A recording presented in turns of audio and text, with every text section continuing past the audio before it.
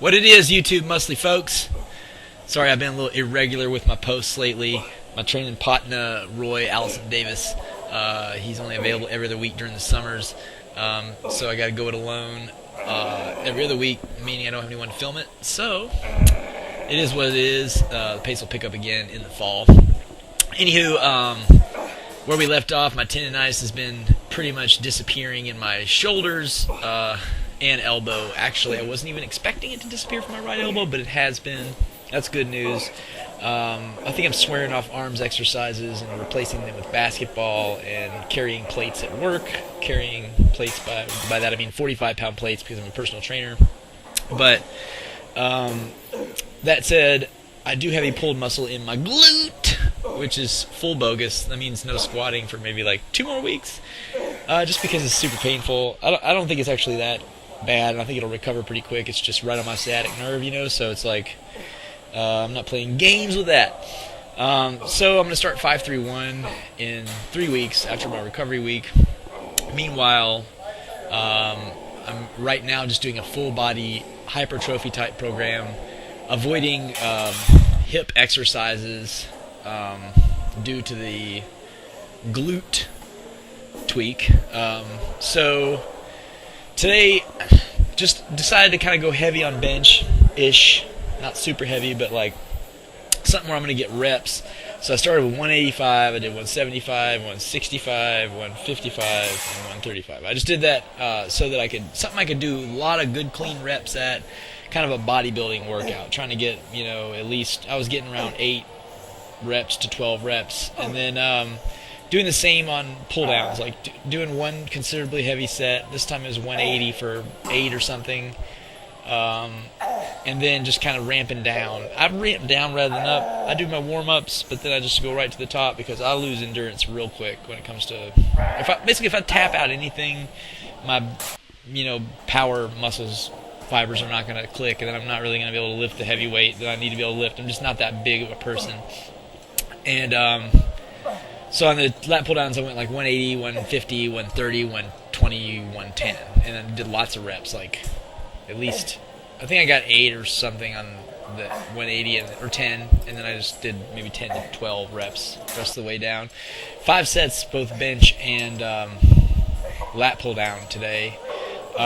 Knowing that I wasn't going to be able to squat or deadlift, I wanted to make sure that there was a intensity component to that workout, and really could only place that on the bench and the pull down.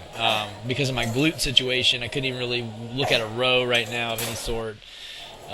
So we're just doing the stuff that kind of isolates the torso to the extent possible. I didn't even want to do dumbbells on the bench because while that's kind of more superior for hypertrophy purposes, just having to go pick up those dumbbells, the dumbbells, when you got to do 80-pound dumbbells and stuff, that stuff's like really a deadlift, basically. I just didn't want to do that. I'd rather just unrack from the bar, to cut down on the tweak re-injury. I'm basically doing a full body workout. I'm just dodging my glutes completely, not letting them be a factor in any particular exercise, which kind of cuts abs out. It cuts a lot of the certain points of the hamstring work. I can tell it's in my glute because I was able to work my hamstring with no pain. I can tell it's not in my lower back, and it hurts mainly when I rotate my hip. So I know for a fact it's a pull right there at the base of my sciatic nerve in that little smaller glute muscle, and that's what's really irritating the hell out of me today. Last week it kind of flared up on, I think, the initial tweak on the Monday, and then it went away, and then maybe I'd say Friday I tried to front squat, thinking I was going to go ahead and start 5-3-1 and everything. I wanted to make sure the front squat went okay, and it felt great. But then Sunday I woke up, bam, it was inflamed. So I can tell that muscle just needs to be rested.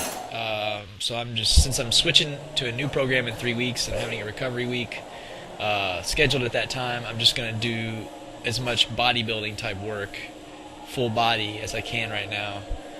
Because I don't want to do 4 days a week where I'm doing 3 torso days right now or in addition to another leg day, because I'm cutting down on the trying to make sure that tendonitis on the elbow goes away for sure before I start doing a 4-day-a-week program again.